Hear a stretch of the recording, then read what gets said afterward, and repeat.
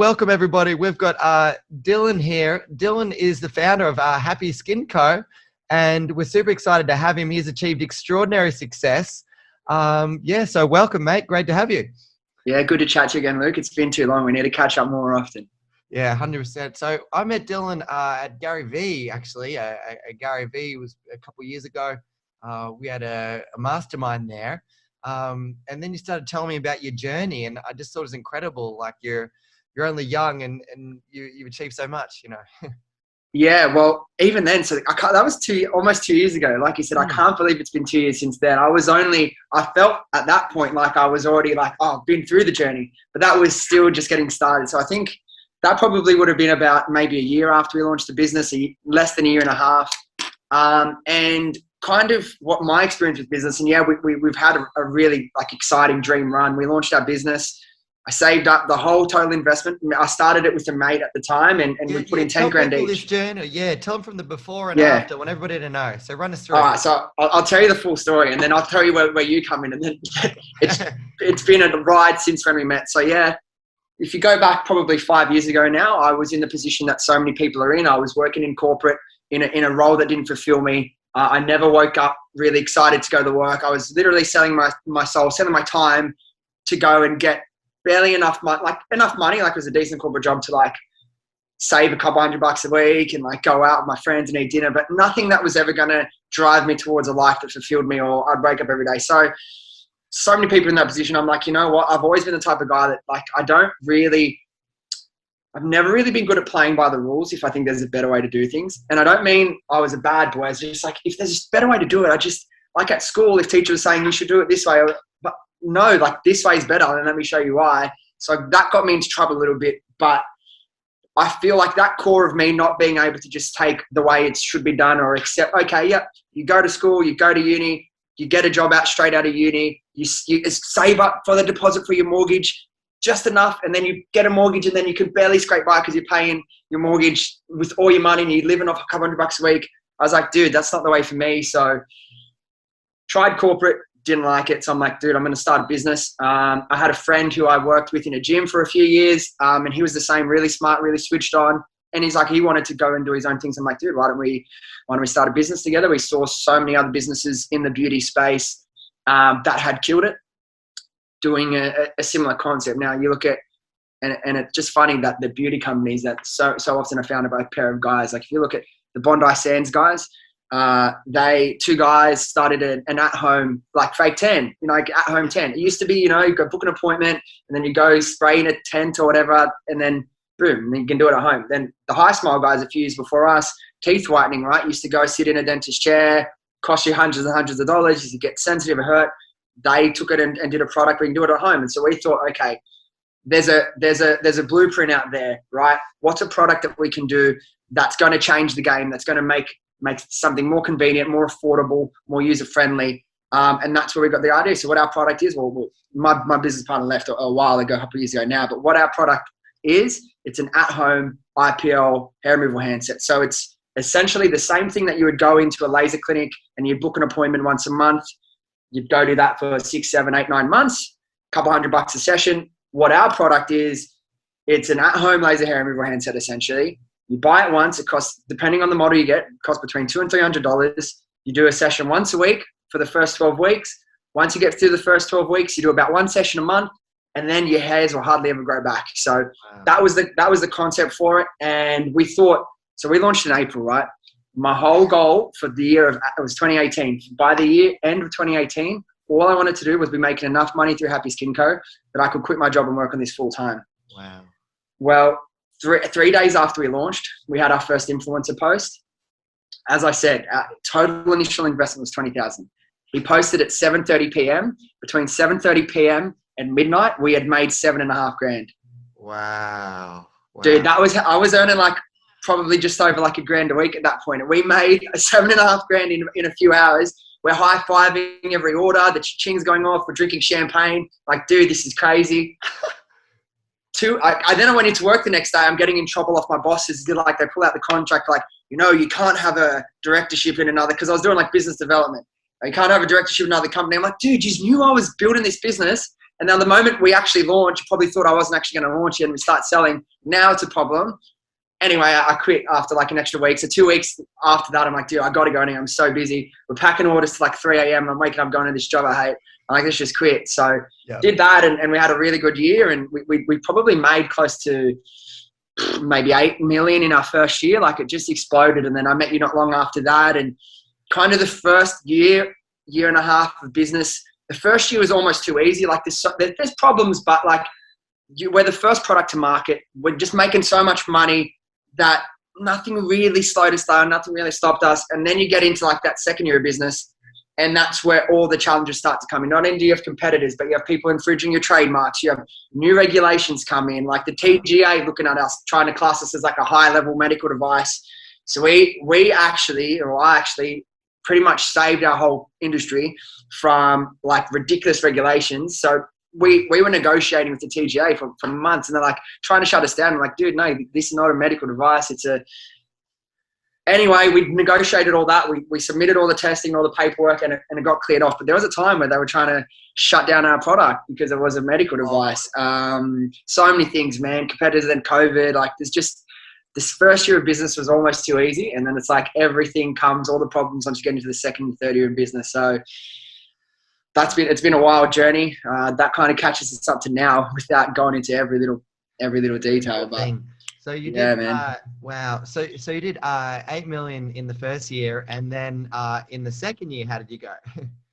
Well, I don't know if it was 8 million in the first year. So we've been growing ever since, right? We've done now in the 30s, somewhere in the 30 million revenue.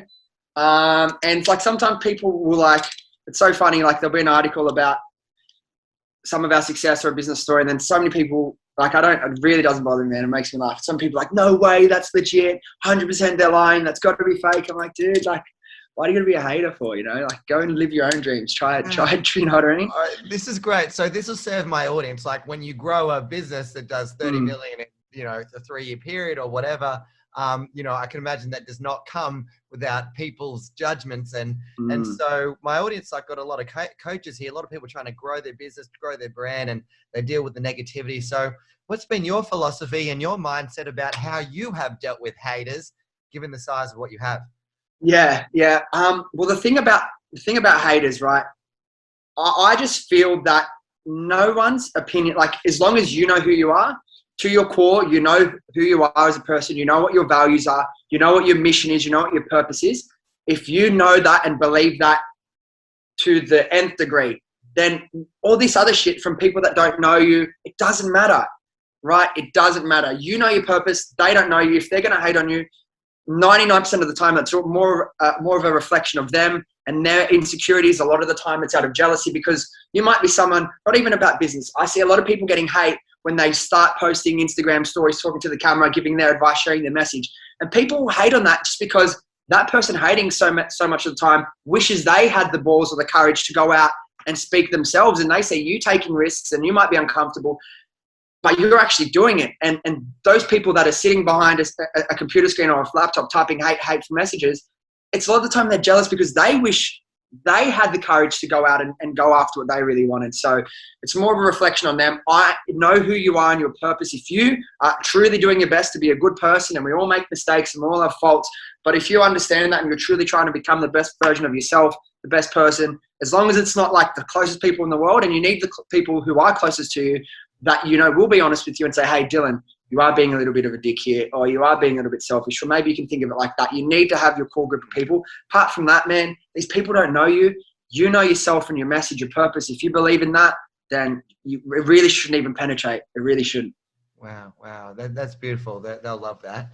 I want to ask you, what do you feel has been like, you know, you've grown something so quickly, like to such a great size. You're only young. How old are you now? I'm 27 now, so I was 24 when we launched. You're 27 years old, and so what do you feel has been the biggest challenge in this 3-year journey so far? Yeah. So the biggest challenge isn't one in particular challenge that stood out. The TJ one was a great example, the big one we had to overcome. But the challenge of running a business and growing a business is that you got to realize and you have to accept that there's going to be challenges every step of the way. It's constant. You're never going to go through a period of business where everything just works. There's no problems. There's no fires to put out. If you're going to run a business, you need to accept, you need to enjoy, if maybe not enjoy, but you need to accept that your life is going to be about solving problems. If you don't like to be the one with the final call, with that final responsibility, that at the end of the day, everyone goes home, everyone else says it's too hard, I can't be bothered. You need to be that person. And those are the times that sometimes put the biggest smile on my face. I'll be sitting at my desk 2 a.m. in the morning and I have to fix maybe something with our website that's gone wrong, or we're launching a campaign and there's just things are taking longer. And I'm up at 2:30 in the morning and everyone else is asleep. And in those moments, I'll be feeling sorry for myself. Like everyone does. I'm like, why? Like, I just want to go to sleep. I have to wake up at 6 a.m. And then it's those moments that I realize, and it actually puts the biggest smile on my face. I'm like, dude, you know what? This is what it's all about. This is what it's all about. Me doing this now, that's the reason why you have success, because 99.9% of people aren't doing this. So it's those moments where I hate it the most. I'm like, you know what? That's the game. You have to accept. You're going to encounter problems every step of the way. You'll get better at dealing with them. They're probably the hardest thing at the start. And what's a challenge? And it's a really important thing that you get used to overcome is separating yourself and your self-worth or your feelings from the success of your business or what the business is going through. You might have a really horrible day, a lot of problems go wrong. And then if you're going to start working at 5 o'clock, 6 o'clock, 8 o'clock, whatever, you need to take that time, as hard as it is, to be present, and whether it relax, go have dinner with your girlfriend, your friends, your partner, whatever it may be, and just separate yourself from those stresses and those challenges at times. Otherwise, like, you'll burn out. It's probably my thoughts on that. Wow. So you feel that, like, a lot of people, their identity is an extension of their business, right? Mm-hmm. So if their business is doing well, they're great, right? Mm-hmm. If it's not doing well, they're terrible, right? And so, given how you're going through things, so how do you feel that you're able to separate those things? How do you do that in your mind? How do you manage those stresses so you can still enjoy your personal life? Absolutely. Well, there's a few points here. There's one kind of links back into what I said before. At the end of the day, I know who I am. I know what my journey is. I know what my purpose is. I know what I'm going to achieve. I used to be, people say, oh, you've been successful, you must be like a perfectionist. I'm actually less of a perfectionist now than I was when I started the business, because now I know with life, you don't need to get every step of the way perfectly correct. You don't need to know every next step of how you're going to get there. These things happen. Like, you're not going to be perfect. Sometimes you just have to let go, give up control, trust yourself, trust the universe, trust the path you're on, and things will figure themselves out. You can't always see where you're going to be. Well, you might know where you're going to be in a year or have a goal, but it's not going to be a straight path. It's going to be zigzags, right? And just giving up control and knowing that if I look back at my life for the last 10 years, right? 10 years ago, I was here. 8 years ago, if there's up and downs every day, right? Every week, every month. But if I look at where I was 5 years ago, 4 years ago, 3 years ago, 2 years ago now, and where I plan to be, I'm always moving in an upward trajectory, right? Because if you're focused on growth personally, even more so than in a business sense, I know I'm always moving towards where I need to be, right? And there's going to be challenges. And if I get so caught up and put my worth on how everything is going in that moment, then I'm not really in control of my mind and my emotions. I'm being like a hostage to them. But if I know, like I said, big picture, my biggest thing is I know who I am. I know what my purpose is, and I know what I'm going to achieve. I know what I believe I'm going to achieve. When people say, do you believe in yourself? I don't say I believe I'm going to do something, because even to me, if I say I believe I'm going to achieve this, believe, to me, the word believe, there's still a little bit of like fingers crossed. I say, no, I know I'm going to do these things, and I'm not saying that to impress anyone. Like, I truly know I'm going to do these things, and because I have that level of, we'll say, belief, nothing else matters, because I know I'm going to get there anyway. I'll do my best every day. So some days things will go wrong. I'll be like, that's fine. I'll do my best to handle it. But if I can't fix that problem now, I'm still going to go to sleep as me, and I'm going to go to sleep happy. Wow. So how did you get to that place of, like, deep knowing that you know you're going to get to where you want to be, and in the face of all these big challenges, because I think a lot of people experience a lot of self-doubt when things are not going their way. Especially for coaches, they get a lot of no's in a row, or they're not getting any leads, not getting any sales in the business. And so how have you developed that knowing that you're going to get to where you want to be? Or how have you got to that place? Yeah. So for me, I've been very lucky that I've always grown up with a lot of self-belief. I don't want to make it seem like, and I know, and I've worked with people and we've got a lot of growth out of their belief in themselves and what they can achieve. You can definitely 100% improve that drastically in yourself. But I don't want to lie and say I started shy, I didn't believe in myself. Like I started at a good platform. I feel like a big part of the reason why I have so much self-belief, there's two reasons. I think I grew up from when I was 0 to 5, 6 years old. I lived with my mum and my grandparents. We had a granny flat out the back of my grandparents' house. So for the first 5, 6 years of my life, I was surrounded by love every single day. I was told I was loved. I was shown that I was loved. I never grew up getting told I couldn't do something. I was always, yes, you can do it. Like, we believe in you. We love you. I always just felt that from very early on in my life, surrounded by love and positivity. So I really do think that has a core into who I am now. And then the second part, the next really crucial part of development, I feel, for me, was like those adolescent years, through when you're a teenager going through high school. And then when I was in high school, I was very good at sport. So there was that, which helped. And then also I was a little bit, not cocky in a bad way. Like, I was a little bit like playfully cocky, because I used to just say to everyone, oh, I'm going to come first in this exam. I'm going to come first in this exam. And I kept saying I'm going to do something, and it kept happening to me. So I just started to believe that I can achieve all these things. And then even me, starting from that point, me and my friend, before we launched this business, we used to sit across the park road from his house and say, yeah, we're going to do this. How cool it will be when we make $1 million. What about when we do this? And we were imagining all these parts along the way. And even though I thought it would happen, at that point I would say I believed it would happen. But even for me, I thought there was that little bit of doubt in the back of my head, right? And then once my dreams started coming true, like once we started, I quit my job so quickly. We made $1 million, $5 million, $10 million. We had staff, we had a car, all this sort of stuff. I realized that the biggest thing is, like, no one believes that. Why me? Why can my dreams come true? You see so many people's dreams coming true every single day. Why? But I think, who am I to get to live my dream life? But it's the people that believe they can and go for it. They're the only ones that achieve it, right? And so now I don't ever put a limit on anything I can do. I believe I can do whatever I want to do. Wow. Whatever I want to do, I know I can achieve it. And a big tool in that for me, and it all feeds in, is visualization. Wow. Now, I use visualization every single day of my life. Before I even knew what it was before, like, obviously I'm a big believer in the law of attraction. A bit controversial. Some people say it's bullshit. Some people love it. For me, I didn't read about it and then be like, okay, I'm going to try that. I realized I was living it my whole life. I was a massive daydreamer. But the things I used to daydream about was my goals and moments in my life that I wanted to achieve or wanted to experience.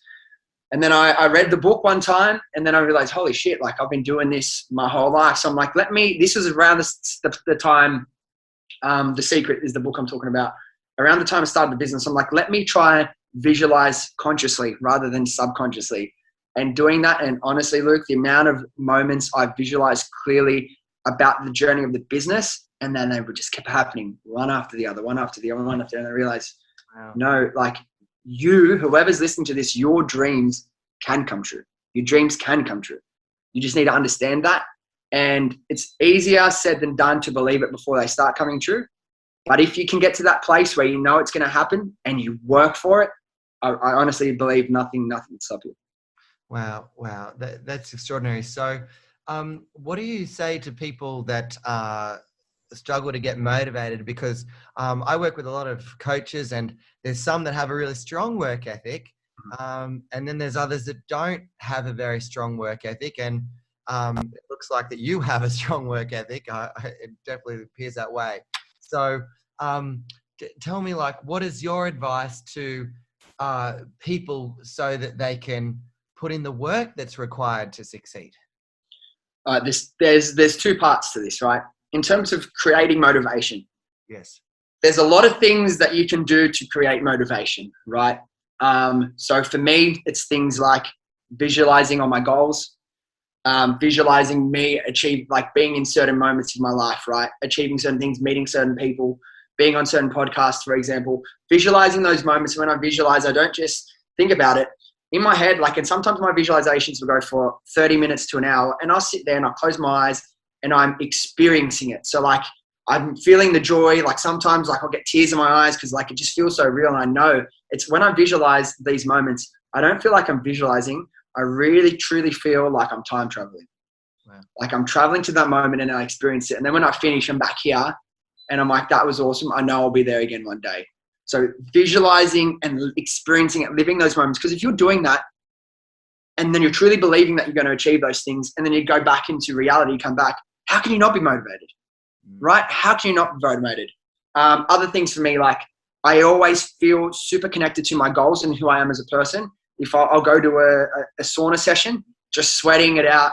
You're in there if you had your own thoughts, nothing but that. And then after that, I'll do, have you ever done like a float tank or like you float in the... I go down here at Bondi, I do, it's called Slow House. They got the sauna and then they got the plunge pool. I've been doing that. Yeah. Honestly, I do those sorts of days. And then I do the float. So it's 60 minutes. You're floating, completely dark, completely quiet. And it's just you and your thoughts. And you just think and you let your mind run wild. And that always helps for me. Like training, there's a lot of tools that you can do to get motivation, right? But motivation is reading a great book, watching a great movie, having these conversations that spark ideas and thoughts. These will give you motivation for maybe a couple of hours, maybe a couple of days, maybe a couple of weeks. But motivation is temporary. So whether whatever you're doing, you need to actively fill up your cup, right? I know I need to consciously do things that I know are going to motivate me, inspire me, fill up my cup. You should be doing that no matter what you're doing. But the biggest thing, if you don't want to struggle for motivation, you need to ask yourself, is this the one thing that I really want to do more than anything in the world? Because if you've found that and you truly are living and working in your purpose, then you won't have motivation. You'll be driven. Wow. And being driven to me is different to being motivated. Because if you're driven to make something happen, you don't need to feel good to want to be working on it. You'll wake up, first thing you're on your laptop working on it, the last thing you do before you go to bed, you'll be thinking about it, but it won't feel like you're working. You're not having to motivate yourself to want to do it. If you're so connected to what you're working on, you'll be driven to achieve it, and you won't need, like, it's still great, create that motivation for yourself so you can really enjoy the journey and really go after it. But if you're driven, if you know you're working on that, whether, like, figure out exactly what it is you're meant to be working on. And if you're living that truth and you're working on that, you won't struggle for motivation or drive. You just won't. Wow. So that means, like, with that drive, you're able to still do things even if you don't feel motivated. You still go, well, no, this is the one thing that I want to do more than anything else in the world. And therefore I am driven to do it regardless of what I feel. Yeah, absolutely. Wow. All right. So the other thing I wanted to ask you, what you mentioned, which I think was great, and I'm really interested to ask people this, especially people that have a great size business, is I imagine there's always something you could be doing on your business, right? And there's always something you can be working on. And you just talked about self-care before. So I'm really interested about it, to ask you, can you tell me, because a lot of people watching this will also struggle with feeling guilty when they're taking time out for themselves. So can you tell me, like, and you're on yourself, how have you dealt with this? What place have you arrived in yourself? And, any advice or how you have overcome to be able to release that guilt and feel and enjoy yourself when you're, spending time just on yourself and away from your business? Absolutely. And I'm definitely someone that is guilty of feeling that guilt, right? You always feel like you can be doing something. But what I've realized, and there's periods in life and business where it flexes up and you're working all day and you realize you might do that for a couple of weeks and you realize you want to be doing that. You need to be doing that right now. But long-term, that's not sustainable. Like when COVID first happened and we were locked down, all I did for that first 2-3 months was work. And there's nothing else you could do. So I was waking up, I was starting working at 8 a.m. and I'd work till 10, 11 o'clock at night. And I really loved it for a couple of months. And then it got to the point and I just started to get burnt out. So for me, I need to be more strict on myself in terms of my schedule, my calendar, what I do. So I wake up at 6 a.m. every day. And the first 2 hours of my day, every single day, I don't work. It's all about me. So depending on each day, I might do one of a few things. So when I first wake up every day, I'll do before I do anything, I'll do like a 10, 15 minute workout, just body weight stuff, just to get the blood pumping to wake me up, push-ups, squats, star jumps, like some sit-ups, things like that. Just really quick, barely any breaks, just to wake me up. Once I've done that, then I go on, I have my coffee like everyone else does. It's my treat in the morning, gets me out of bed knowing I'm going to have a coffee. Yep. And then I'll either read for an hour. I'm a martial artist, so I'm a 2nd degree black belt in Kung Fu. So part of my training there is, so we do Tai Chi, and there's like visualization exercises and energy flow exercises and things like that. So I'll do them. I'll stretch, I'll meditate, I'll visualize. So the first 2 hours of my day, look, I don't do all of them in one day. It would take too long, but I do 3 or maybe 2, 3, 4 of those things in the morning. Wow. And when I'm reading, when I read, so in the mornings I read non-fiction. So I read something that's going to teach me something about growth, about business. And when I read, the way I read, I'll highlight the points. So I'm not just reading for nothing. I'm highlighting the points. I stop and I think about it. And so I'm always learning, always going. And then at night, the last hour before I go to bed, I always read, but I'll read a novel, I'll read a story, something to connect me more with the creative side of my brain and be more relaxing, so I don't feel like I have to be so switched on. So putting the time into your calendar to make sure you're spending time with yourself. I've never been a journaler. I've never been a big writer, but I started it only maybe a month or 2 ago. Every Sunday, I'll go to a cafe near me and I'll just write whatever happens to write. If you write for maybe half an hour.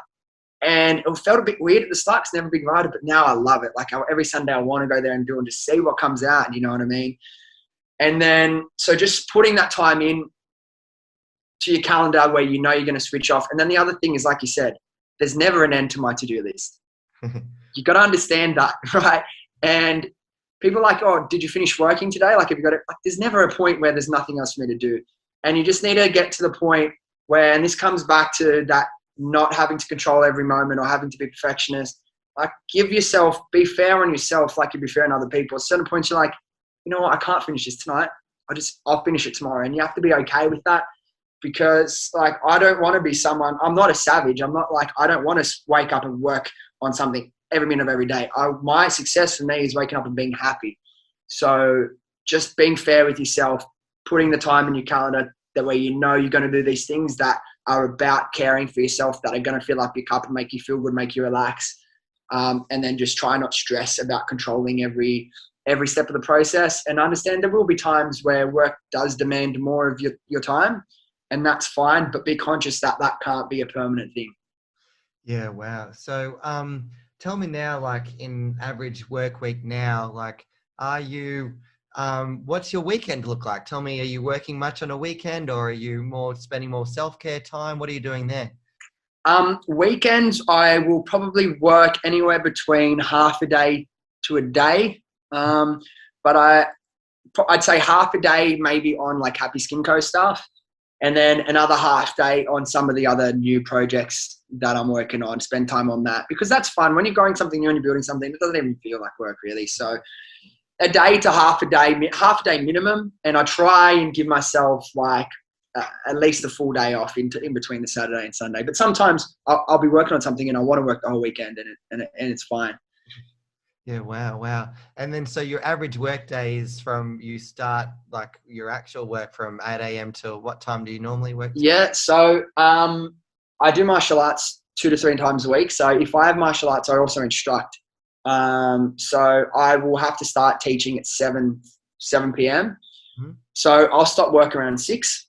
Yeah, wow. 2 days a week. I'll stop work at 6, from 8 to 6. And then the other days when I don't have training, it can be anywhere from 8 to 8 or 8 till 10, 8 to 11. Or I might have a dinner and I might work from 8 till 6:30 and then go out, and do you know what I mean? So it's not crazy. I used to work more when I need, but now my life is about balance. What's going to be sustainable? When am I going to be like really, truly enjoying myself? What's going to take me to becoming the best version of myself that I can? So now it's more about balance, and I understand now there's times when I need to work more, and I'll do that. But yeah. Yeah. Wow. And okay, so you've got that. And what is your goals now? What's your vision now? What do you plan to do? And what all the things you've got going on. I know you said other businesses you're doing as well. So Yeah. So I have a couple other businesses that are going to come out this year. One is in a similar space to Abby Skin Co.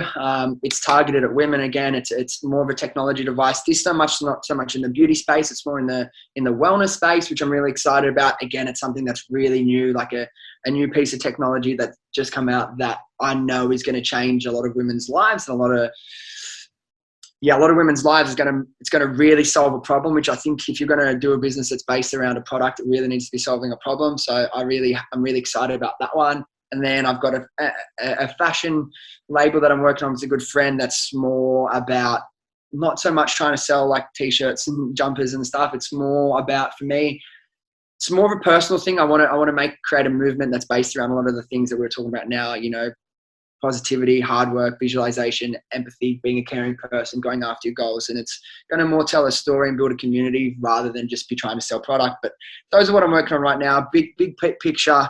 Like I want to, like when I die in many years, like I want to leave this world and like people be like, yeah, like he was here. Like I want to leave an impact. I do a lot of podcasts and speaking. So I'm really passionate about sharing my message, my wisdom, things I've learned. I'm still learning myself. I never try and seem like I'm an expert.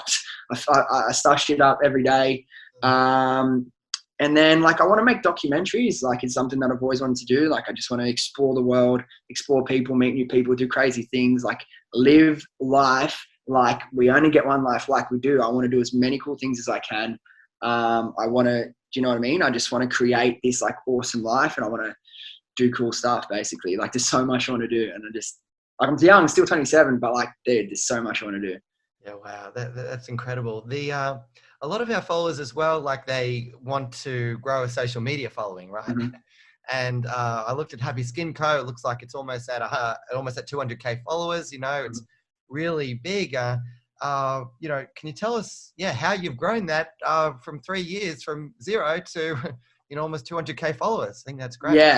Yeah. Well, social media is always changing, right? Like social media, in terms of like the small tactics that are working, they can change from month to month, definitely year to year.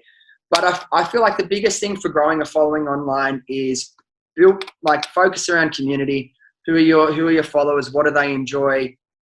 What's important to them, right? Content is the most important thing to growing a following. What are you putting out? Why are you putting it out? And staying consistent with that. And now stay true to your values. What's important to you? Don't try and make everyone sit on the fence and make everyone happy with everything. Know who you are, know what your values are, stick to that, and let that shine through your content.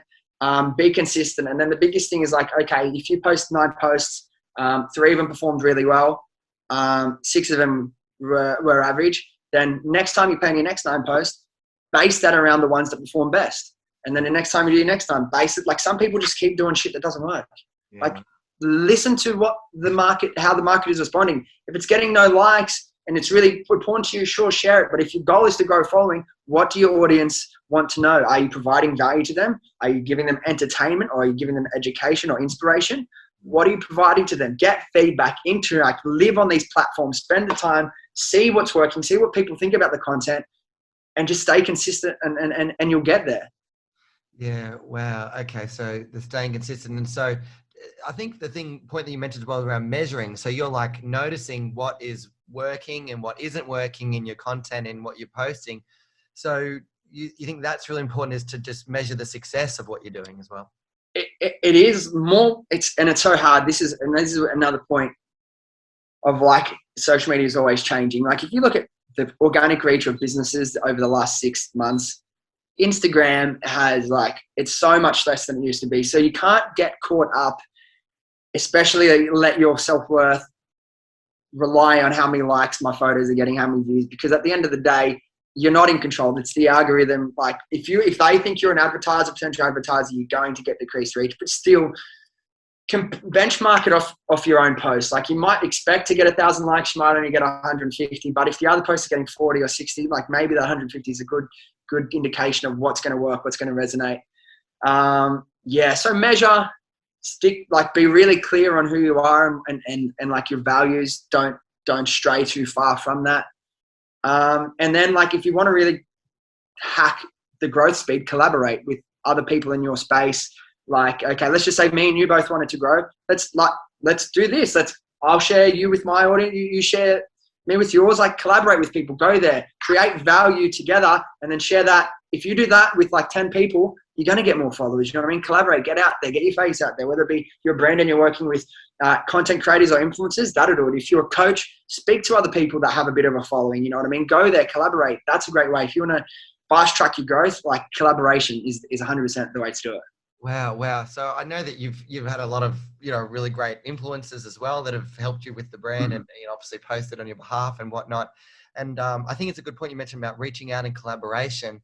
I think, especially for our audience, some of them might struggle with, that fear of, what if I ask that person and they say no, or fear of rejection around this. So what would be your advice to people that just, fear reaching out to people or not know how to reach out to people, to collaborate with? What would be your advice for them? Well, it's just how it is, right? Like, even for us, at the start, we would send 100 DMs out to influencers and 15 would reply. That's just how it is. And then we become at the Skin Co, the brand who we are today, and we send out 100 DMs and 60 people reply. Wow. But still, sometimes half the people don't respond, sometimes more. It's just the way the game is. That's part of it. Do you know what I mean? Like, it's a numbers game. You don't want to look at like, there's always somebody else. And then like, okay, if I sent 10 messages and one person replied, let me try to change the message next time. What can I say differently to the next 10? Okay, now 2 people replied. Okay, let me try this. 4 people replied. All right, I think that's the message. Now let me try this. Oh, okay, only 2. So learn off what you're doing. Try different things. Try different ways of reaching out. If there's someone bigger and you're reaching out, what can you do to help them? Right? Like, if you are going to get asking time or asking something from them, where can you actually provide value for them? Think of that, and don't go to them saying, hey, I'd love to help you out. Like, look at their content, look at what means something to them, and go to them with something already. But you just need to understand, rejection is part of the game. It's just part of it. It's not personal. Everyone gets rejected. Yeah. It's just, that's it. So can you give any, because to get like the influencers that you've had to support your brand, can you give any practical strategy of how to reach out to people to get them to collaborate with you? You need to, that pitch email needs to be short, to the point, and clearly within like maybe 6 to 8 lines, sell your brand to them. So again, it's nothing, I'm not going to tell you anything you couldn't find out yourself, but like social proof. Hey, we're Happy Skin Co. This is who we are, what we stand for. This is our product. We've worked with Tammy Hembrow, Chanel Jeffries, Stussy. These are some of the people, and we always tailor, like, if they're an American, we'll send them some, we'll link, hey, this is who we've worked with that's American. If they're Australian, we'll say, you know what I mean, some of the big Australian. If it's someone, and we know that they might not be a massive influencer, and we know, you know what, like, groups of people are like, whether they're influencers, whether they're coaches, whatever, they hang around or they know a lot of the same people. So, okay, we've actually worked with like 4 of her friends. So why are we going to be like, just name drop big people when we can actually say, hey, we've worked with all your friends. We'd love to bring you in. And when we approach people, we don't want it to be transactional. We want it to be like a start of a relationship, rather than, hey, I want this one thing from you. Can you do it? It want we want to focus on building the relationships. And like, you're still not always going to get a reply from every person. Yeah. Do you know what I mean? So you're going to test different things, short, sharp, to the point, some social proof of why or who you've worked with. And then you just put it out there and see what comes back. There's no perfect way to reach out that everyone's going to reply. Yeah. Wow. Okay. That's great. And so, looking at all this now, what do you feel is the main thing you would have advice to people, just to really succeed in their business, to make sure that they don't quit?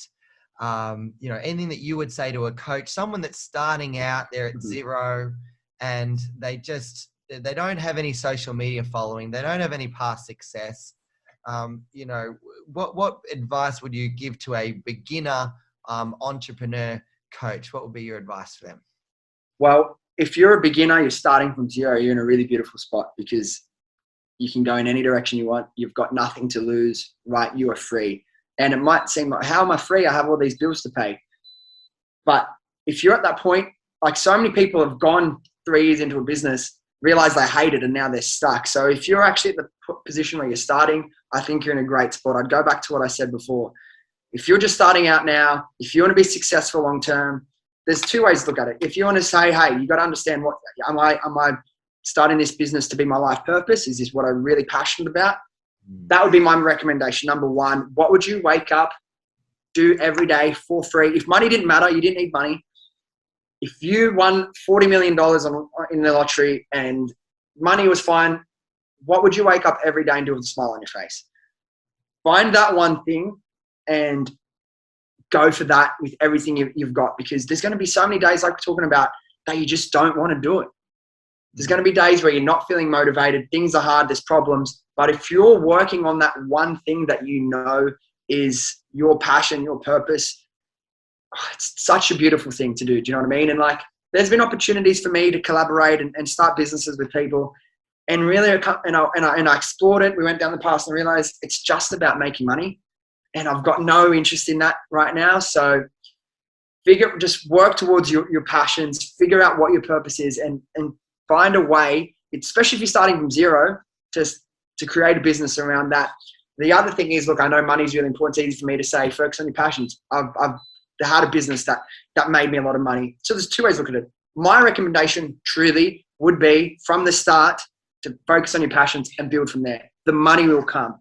If you don't believe me, or you want, like, you can start a business, but understand what the purpose is. If you're looking to start a business that's going to, like me, maybe give you enough money to change your life, and then at one point you can do whatever you want. Yeah, I think you've got to be honest with yourself before you do that. Understand what the purpose is, and still connect that back to, okay, if I'm doing this business to make money, for a start, you need to get really clear on the purpose of the business, what problem you're solving, what your values are, because the customers don't give it. They don't care that you're here to make money, right? And then for you, in those moments when things are hard or they're not going your way and you need to think, why am I doing this? You need to stop and connect and think, okay, this isn't the thing that I know I want to do for the rest of my life, but this is the ticket for me to doing that. So always connecting. For me, sometimes when I feel the most demotivated, I need to always come back to, why am I doing this? Which goal or which goal, short-term, long-term, or my purpose is disconnected to? Because I might not want to wake up and go to this meeting with America on the phone at 6:30 in the morning to sign some client or to do some whatever.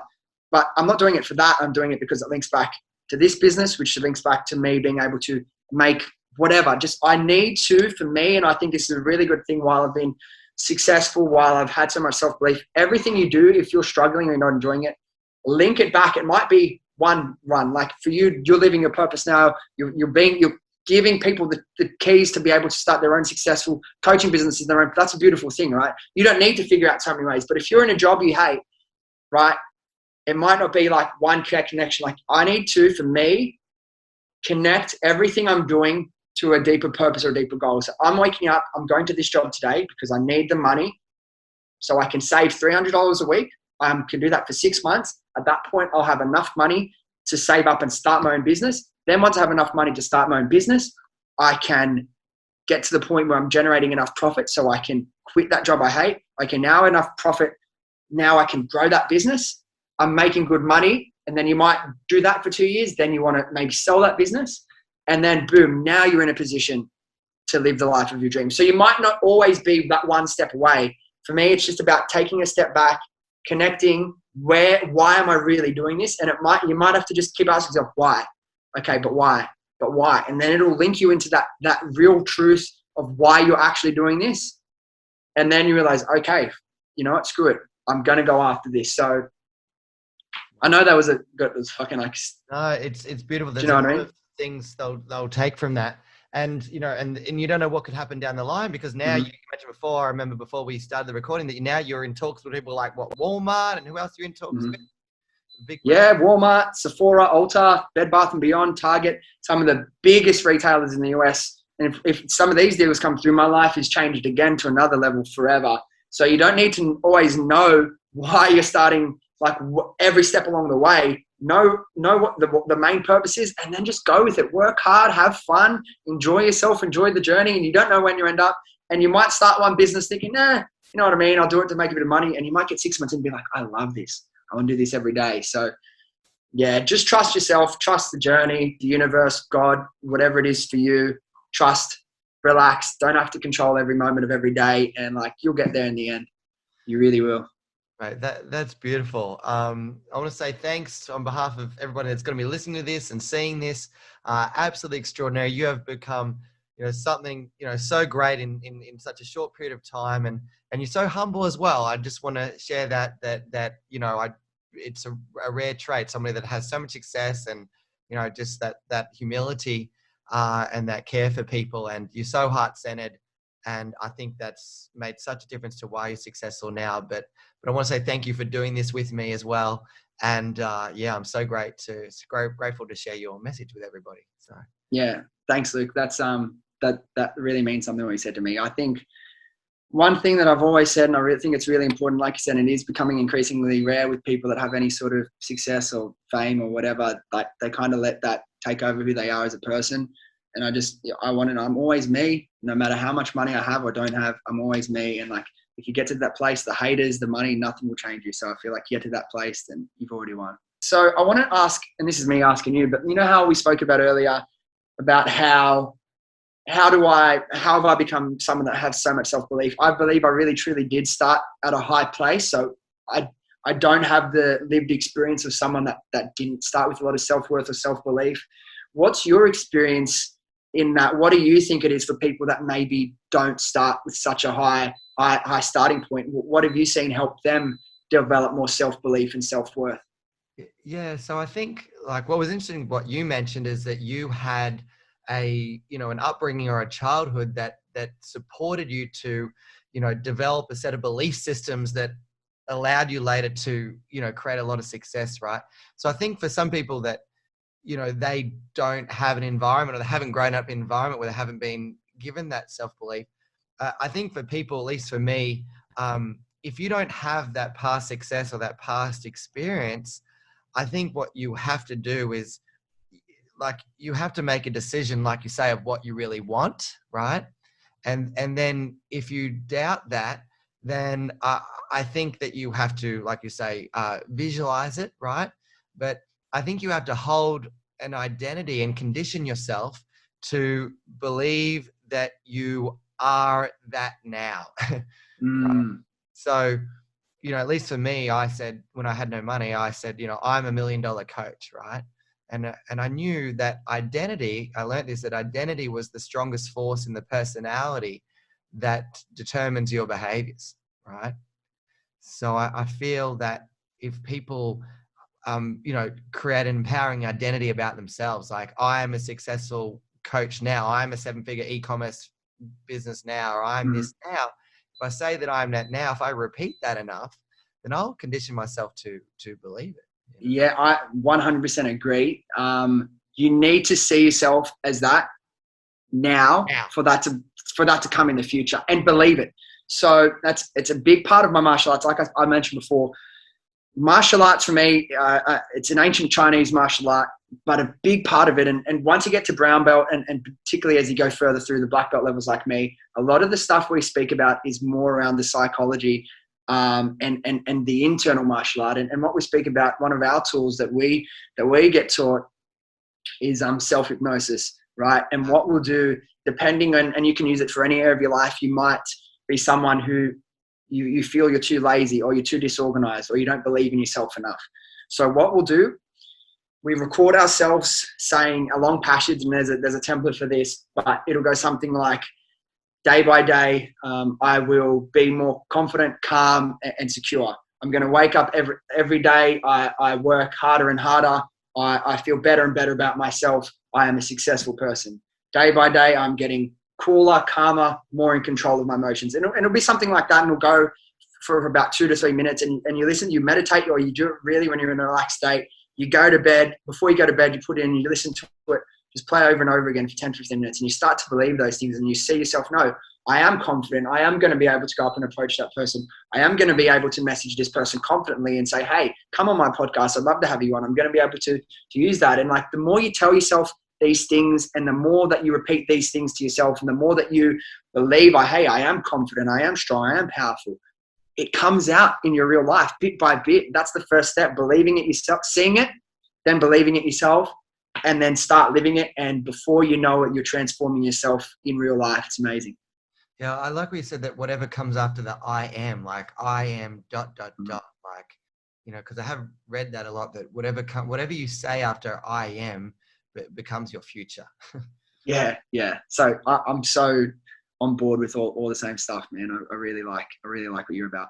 Yeah, I think that's beautiful. The other thing around the discipline that I imagine you learn a lot from the martial arts. Mm-hmm. I think that's would have massive impact on. Absolutely. And like you said, there's two things that are important. They're two very different things. One is the discipline to do things when they're not easy to do, or when you don't necessarily want to do it. But the other thing, if you're finding that you're consistently not really feeling bothered to do certain things, or you don't really want to do it, I think you made a really good point when we were speaking earlier. At the end of the day, you need to ask yourself, how bad do you want it? How bad do you actually want it? Why is this the thing?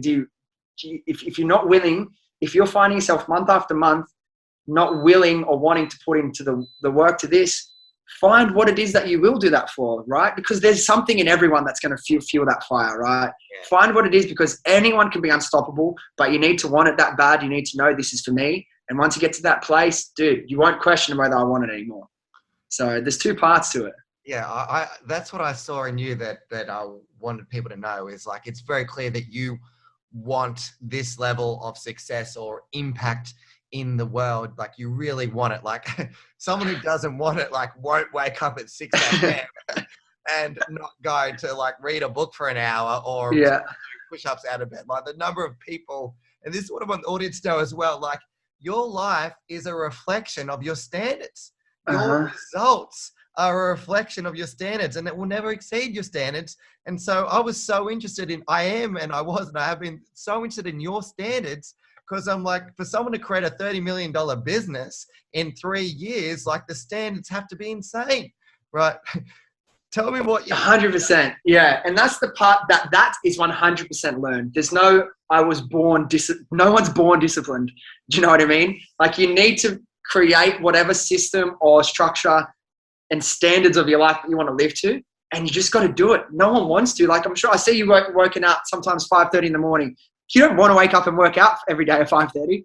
You don't. There's like some days, yeah, but you just don't always want to do it. But you understand, I want to achieve this level of success or greatness or happiness. This is what I got to do. That's it. Yeah. Like, I just think that work, like you said, like, you work till 2 a.m, or then you wake up again at 6, and I'm like, you're fully right. Like, yes, it's not a sustainable thing. However, there are times where you have to, and people struggle to even do it, like, for a day. Yeah, for sure.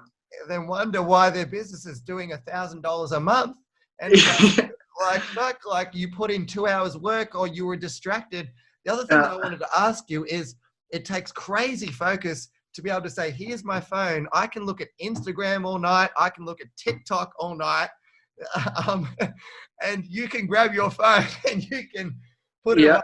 Like, can you just share with the audience, like, how do you do that? Because a lot of people struggle with that.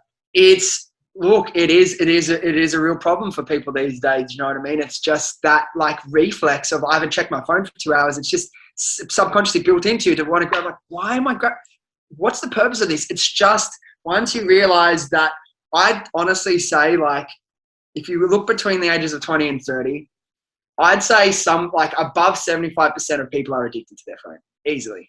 You get that impulse every 15 minutes. Go and check your notification. What's that?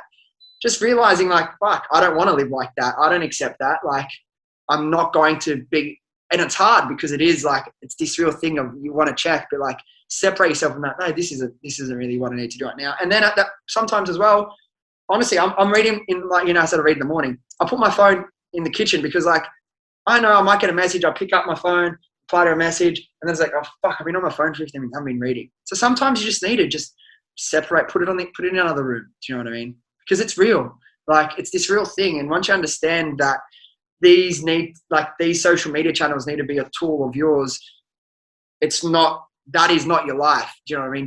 Don't get sucked in and you be a tool for that. Do you know what I mean? These are all things that help you, not the other way around. Wow. Wow. So you have that self-awareness where you go, okay, I have an urge in my mind to check my phone or to continue scrolling at night before I go to bed. Mm-hmm.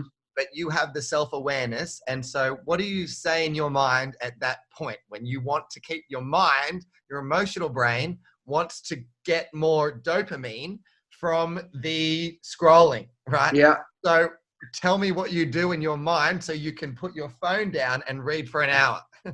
Well, it's exactly like, dude, oh man. And like, you get that. And I'm the same. I'm human. I get that dopamine and you want to keep going. But I ask myself, who do you want to be? Who do you want to be? Like, how great do you want to be? And there's this quote I heard, and I don't take myself through this. There's two quotes that, they just fire me up every time I hear them. One of them is, I think it may have been the first time I heard it, was David Goggins. And he said, okay, so you die whenever you're 80 years old, 90 years old, you die. And then like you go into heaven or whatever whatever you believe, right? And then you get to heaven. And then you're with God, and he has this movie to show you, and he goes, here, Luke, look at this. And he plays you this video, like, this is what your life was meant to be. You're meant to do all these cool things. You're meant to like live this beautiful life, live your dreams, achieve all these things, meet all these cool people.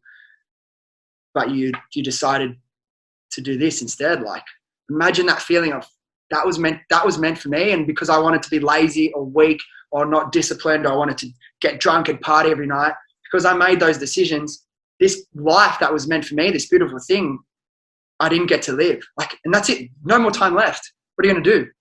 No more time left. But hey, there was this beautiful life set out for you, and you didn't go after it because you wanted to be weak, or you couldn't get yourself to do something you didn't want to do one time, and then 2 times, 3 times, and it just took over your whole life. So there's that. That's very powerful. And there's another thing, and this is I think just like a Joe Rogan clip, and it's like, when you're working by yourself every day and you're on the journey to building this life, right? And there's going to be times you don't want to do it. He says, what I do when I'm in those moments, if you're alone, if you're waking up at 5:30 to train, or you're working late at night. So imagine when you're working, when you're on this journey, whether you're in the high parts, the low parts, the boring parts, whatever, there's this documentary crew and they're filming your life, the story of Luke and his success and how he builds. How would you act? How would you act if there was this crew following you and watching what you were doing and capturing that? Would you be lazy and have a beer and go to sleep on the couch? Or would you be like, no, I'm going to get up, I'm going to do this thing. This is the story of how I become who I become. How would you act then? Are you going to get up and train? Yes, you are, because the documentary crew is following you. So there's a couple of cool things there. And sometimes I think about that. I'm like, 100%, I'm going to choose that. Wow. I love that. Okay. So it's like you're being watched in the most defining moments of your life, or in the moments where you know the most you need to show up as, who you can be, rather than what is comfortable. Yes. Wow. Okay. Yes.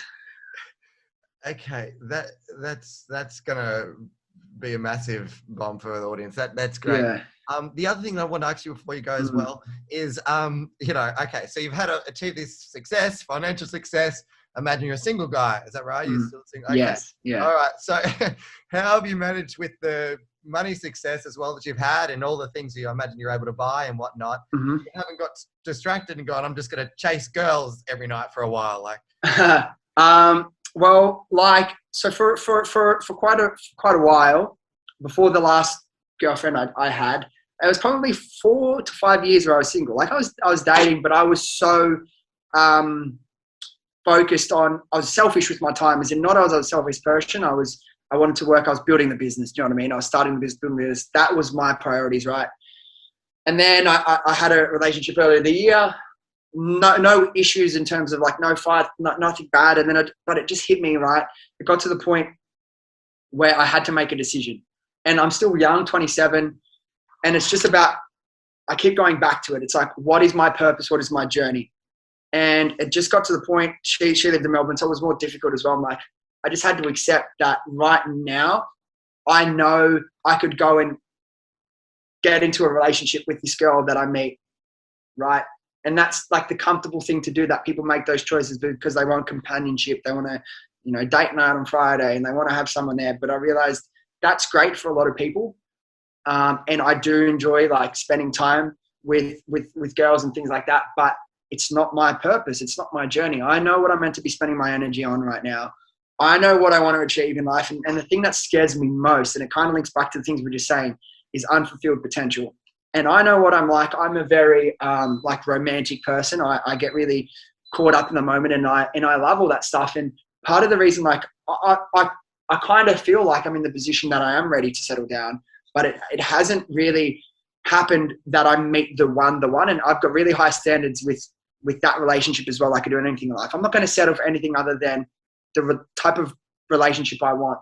Yeah. And it's like, I've got a lot of trust in the universe, and my journey as well. And a lot of the times it'll be like, oh, you like this girl, and then you start dating and it won't really work out. And I think to myself, like, oh, it would be nice, you know, why couldn't this work out? But I say that and I think that, but I know even while I'm thinking that, I'm saying it, it's because I'm on my journey, and like the universe isn't letting that happen because that's not my path, and that's not my time to shift my focus or get distracted.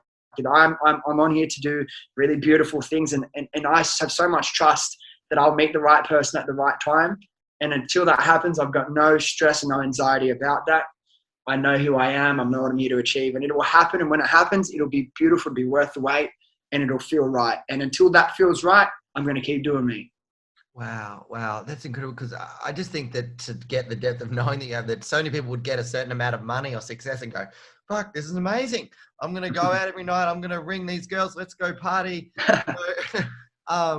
But it looks like that you no matter what, you've still, you know, been able to keep, you know, focus and still create that, you know, keep going forward. You know? Yeah. I just feel like the main skill, or the most important, I don't know if it's a skill, it's whatever you want to call it, self-awareness is probably the most important thing a person can have if they want to be successful in life or business. And because like I said, sometimes it would feel nice to just like have a girlfriend like everyone else. But at the end of the day, that's not and I'm so fine with it because I know the journey I'm on, and I'm okay with that. I'm happy about it because, hey, that's part of the things that I visualize, you know what I mean? One day having that family and doing really cool stuff, and that woman I end up with, I visualize those sorts of things as well. But never do I get anxious about, hey, when's it going to happen? Because I just have trust. Do you know what I mean? And like, I know it's probably not the right time for me, realistically. Yeah. So, but that's cool. Yeah. It happened when it's meant to. All right, well that's epic. Well, sure. You know, you've been so generous. This is awesome. We're going to put this, you know, all over. Get on the podcast, get on the YouTube, get it awesome. on the Instagram and the LinkedIn, all the Facebook, everywhere. Yeah, and I've got a lot of female coaches as well. So you know, you ordering your stuff. So yeah, cool, man. Awesome.